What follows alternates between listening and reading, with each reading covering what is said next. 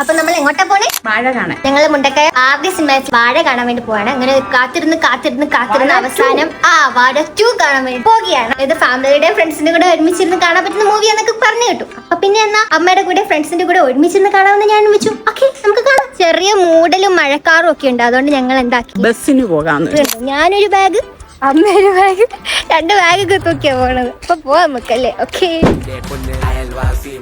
നട്ടുച്ചയ്ക്ക് പോയാൽ എങ്ങനെ ഇരിക്കുന്നത്? ഭയങ്കര ചൂടാണ്. 1 മണി നട്ടുച്ചയല്ലേ ഗൈസ്?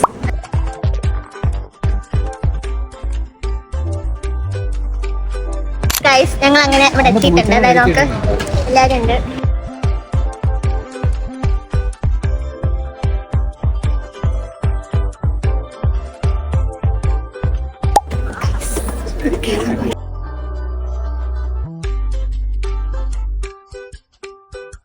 ഹലോ ഗൈസ്, നമ്മൾ അവസാനം ഒരു സിനിമ കാണാൻ വന്നു. മൂത്ത വാഴ, വിത്ത് വാഴ. ഇത് ഒരു സൈഡിലത്തെ വാഴ, അപ്പുറം വാപോലും തുറക്കുന്ന കണ്ടില്ല പാപം.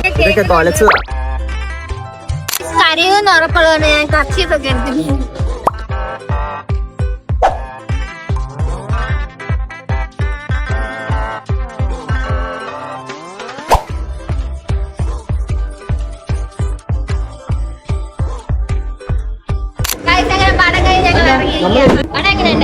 അടിപൊളിയാണ്. വലിയ കണ്ണീരൊന്നും വന്നില്ല. ചിരിപ്പിക്കാൻ വന്നമ്മ. ഞാൻ ചെറുതായിട്ട് എനിക്കും കരച്ചിൽ വന്നില്ല. എന്റെ സഹോദരനെ ഓർത്തപ്പോ ഞങ്ങൾ വീട്ടിൽ വന്നിരിക്കുന്നു. വീട്ടിലോട്ട് നടക്കുകയാണ്. അപ്പൊ guys, talking about the movie, അടിപൊളി മൂവിയാണ്. സിബ്ലിങ്സ് ഒക്കെ ഉള്ളവർക്കൊക്കെ നല്ല റിലേറ്റബിൾ ആയിട്ടുള്ള മൂവിയാണ്. ചിരിക്കാനുണ്ട്, കരയാനുണ്ട്, ദേഷ്യപ്പെടാനുണ്ട്, അങ്ങനെ എല്ലാം കൂടി ചേർന്ന ഒരു മൂവിയാണ്. നമുക്ക് ഇങ്ങനെ ഉണ്ടായിരുന്നു. ഇഷ്ടപ്പെട്ടു. നല്ല പടം. നമുക്ക് അറിഞ്ഞോ? ചെറുതായിട്ട്. അമ്മയ്ക്ക് അമ്മയുടെ അച്ഛനെ മിസ് ചെയ്തു.